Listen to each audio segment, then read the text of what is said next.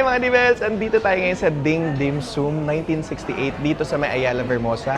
And alam niyo ba, itong brand na to ay galing pa daw ng Hong Kong. As you can see, sa pagpasok mo sa loob, it's very comfy, high ceiling, medyo mainit lang. Pero nakikita mo kung paano nila ginagawa yung mga dim sum nila. Ang pinagmamalaki nilang iconic is their giant xiaolong bao and their baked pastry barbecue pork buns. So tikman natin. Parang sa Tim Ho Wan nga!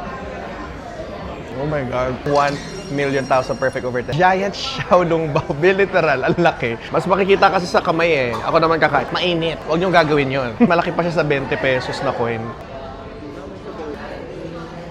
Ang linamnam. Sobrang sulit. 1,000,000 perfect. Kanilang hakaw for 218 pesos and ang kanilang pork siomai for 208 pesos. And for size reference, again, na ating Magic 20.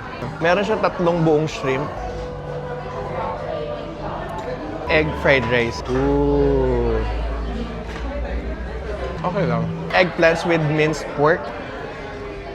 It's a little salty for my liking. This is for 198 pesos naman.